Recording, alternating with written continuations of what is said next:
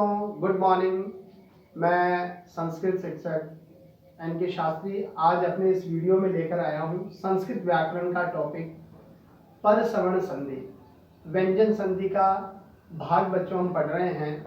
दोस्तों, संधि टॉपिक में हमने आपको स्वर संधि पूरी कराई है और स्वर संधि के बाद में आज हम दूसरी संधि जो है व्यंजन संधि के भाग पढ़ रहे हैं। व्यंजन संधि में आज दोस्तों हम पढ़ेंगे पर सवर्ण संधि। आज हमारा जो प्रकरण है दोस्तों वो है पर सवर्ण संधि। दोस्तों, यह संधि बहुत सरल संधि है, पर सवर्ण संधि। पर सवर्ण संधि ब्रैकेट में हम इसको व्यंजन संधि कहेंगे क्योंकि व्यंजन संधि का ये भाग है। दोस्तों, आज हमारा टॉपिक है पर सवर्ण संधि। पर सवर्ण संधि से पहले मैंने आपको अपने पिछले वीडियो में अनुस्वार संधि समझाई थी। पर सवर्ण संधि का मतलब यह है, पर सवर्ण से मेरा यहाँ पर आशय है पांचवा वर्ण, अर्थात पर सवर्ण से मेरा यहाँ पर ये जो आशय है वो हर वर्ग का पांचवा वर्ण, जैसे क, च, ट, त, प। दोस्तों, ये हर वर्ग के पहले अक्षर है, इनका पांचवा वर्ण अर्थात क का पांचवा वर्ण ङ, च का पांचवा वर्ण य, ट का पांचवा वर्ण ण,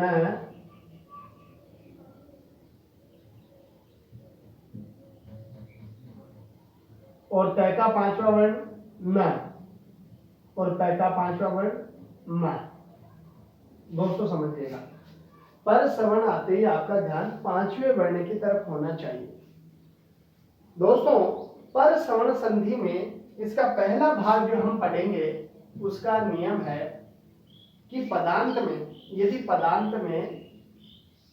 पदांत में है को छोड़कर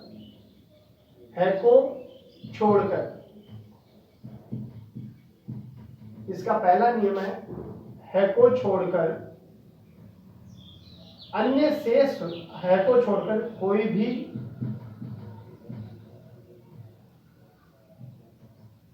व्यंजन हो तथा आगे है को छोड़कर कोई पदांत में है को छोड़कर कोई भी व्यंजन हो तथा आगे अन्य व्यंजन या स्वर हो, अन्य व्यंजन या अनुनासिक वर्ण हो। अर्थात आगे क्या होना चाहिए? अनुनासिक वर्ण। अनुनासिक का मतलब यहाँ पर पांचवें वर्ण से है। यदि पदांत में है को छोड़कर कोई भी वर्ण हो, कोई भी व्यंजन हो सकता है तथा आगे अनुनासिक वर्ण होना चाहिए। पहले नियम में अनुनासिक का मतलब इन पांचों में से कोई सा भी वर्ण हो सकता है। इट मीन है को छोड़कर आगे पांचवा वर्ण तो ये जो पदांत में वर्ण है, इस पदांत वाले वर्ण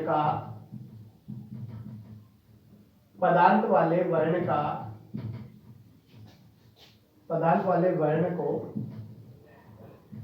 पंचम वर्ण हो जाएगा, पांचवा वर्ण। समझिए, यानी है को छोड़ करके जो आगे वाला जो वर्ण होगा इस पदांत को पांचवा वर्ण हो जाएगा। जैसे यथा में हम उदाहरण में पढ़ते हैं, जैसे एतद् मुरारी।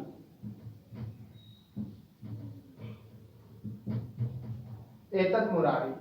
दोस्तों, यहाँ पर पदांत में है नहीं है, कोई भी द है, तो नियम क्या था? है को छोड़कर कुछ भी। ठीक है, आगे क्या है?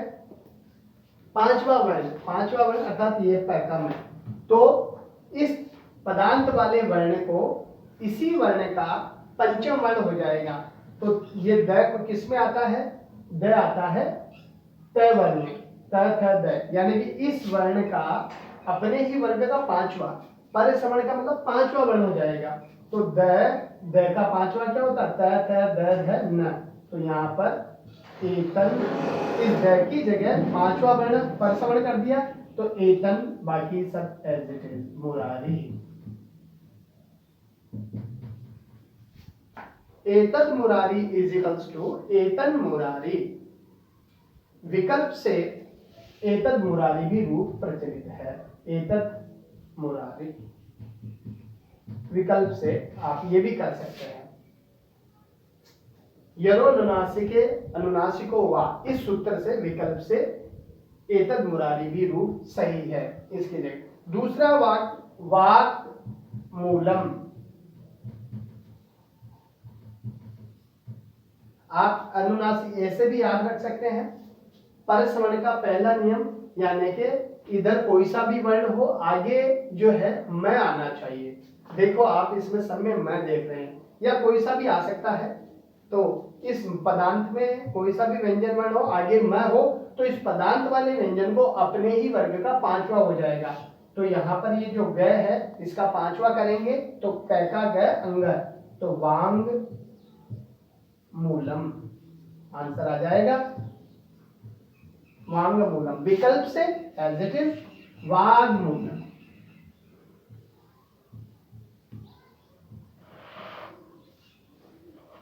ऐसे ही देखिए दोस्तों एक अन्य उदाहरण, षडमयूखा। दोस्तों यहाँ पर षडमयूखा है, ड है, आगे पदांत में पंचम वर्ण है। कौन सी संधि हुई? परसवर्ण संधि। क्योंकि परसवर्ण संधि का पहला नियम हम पढ़ रहे हैं कि है को छोड़कर पदांत में कोई भी व्यंजन हो तथा आगे पंचम वर्ण होना चाहिए। तो आगे पंचम वर्ण मैं है, तो क्या करेंगे? इसी वर्ग को अपने ही पांचवें वर्ण में परसवर्ण में बदल देंगे। परसवर्ण का मतलब होता है कि यहाँ पर जो व्यंजन वर्ण है उसको अपने ही वर्ग के पांचवें व्यंजन में बदलना। तो यहाँ पर ये ड है, तो यहाँ पर क्या हो जाएगा? ड का पंचमन षणमयूखा। तो यहाँ पर ये षण आधा है इसलिए व्यंजन भी आधा होगा, और मयूखा। समझे कैसे? इसको वापस इधर से इधर कैसे लाएं?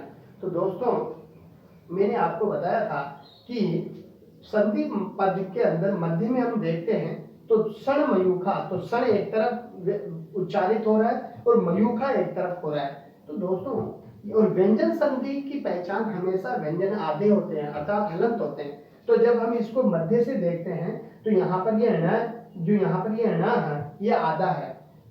सेकेंड आइडेंटिटी में क्या करते हैं? जब व्यंजन वर्ण आइडेंटिटी में मतलब हमने व्यंजन को आधा देख लिया, उसके बाद में देखते हैं कि आगे क्या है। जब आप उसके बाद में देखोगे तो मैं अक्षर दिखाई दे रहा है, तो आपको जैसे ही मैं देखोगे तो व्यंजन में आपको ये याद हो जाएगा कि इसमें पर सवर्ण संधि है। कैसे?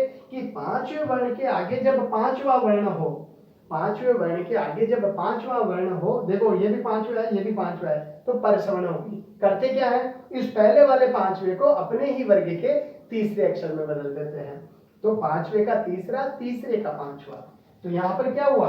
ये पांचवा है, इसको अपने ही वर्ग के तीसरे में, तो ठ ट ट ठ ड, तो यहाँ इसका पांचवे का क्या हुआ? तीसरा ड हो गया। जब तीसरा है पर सवर्ण में पांचवे में बदलते हैं तो इसका वापस पर सवर्ण क्या हुआ? पांचवा, तो इसका पांचवा है ना। इस तरह से दोस्तों पर सवर्ण का संधि का पहला नियम आपको मैंने ये क्लियर कराया कि पदार्थ में यदि कोई भी व्यंजन हो आगे पांचवा वर्ण हो तो उस पदांत वाले वर्ण को अपने ही वर्ग के पांचवें वर्ण में बदल देते हैं। संधि पद का वापस ध्यान देखते हैं। देखिए दोस्तों यहाँ पर भी पांचवा है, ये भी पांचवा है, तो पांचवे का वापस क्या करते हैं? तीसरा। तो आपने इसी का तीसरा कर दिया, इसका तीसरा वांग मूलम, ये अंग क वर्ग का है, इसका तीसरा ग होता है। ऐसे ही इसके दोस्तों हम बात करते हैं नेक्स्ट नियम की। तो नेक्स्ट नियम में हमारा वर्ण आता है और इसी तरह से मयम देखिए,